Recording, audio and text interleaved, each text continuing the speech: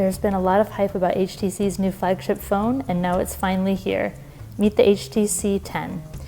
Now, as you can see, it's got kind of the same front as the HTC One M8, but when you flip it around to the back, it looks an awful lot like the One M8. So this is an all-metal aluminum unibody, and HTC has these nice machined edges here, which really catch the light in a beautiful way. Now you'll notice that there's no boom sound speakers on the front of this device. However, boom sound is here on the bottom edge. HTC says that these are just as powerful as the ones that used to be on the front of the device, but we'll have to see about that. There's also the USB Type-C port down here, and it also has quick charging 3.0, so this should juice up pretty quickly. On the front, we've got a 5.2-inch Quad HD screen, which is really bright and pretty beautiful here.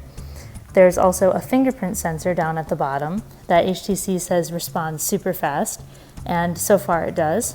On the front, we've got a 5-megapixel camera, which has optical image stabilization. That's a first for a front-facing camera, so you should be able to do those Facebook Live videos, and they should be really steady and perfect. On the back, we've got a 12-megapixel ultra camera along with a laser autofocus, which HTC says is one of the highest ranked cameras out on the market right now. We'll have to do some more testing to see how it holds up. The phone itself is running on Qualcomm Snapdragon 820 processor and 4 gigabytes of RAM. Comes with 32 gigabytes of storage on board, or 64 depending on which model you buy, but there is a micro SD card slot right up here so you can expand the storage.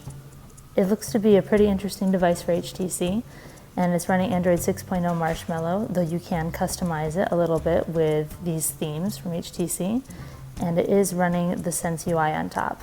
HTC's really cut back on it to make it a little bit less intrusive, so it looks more like pure Android than what you might have noticed before.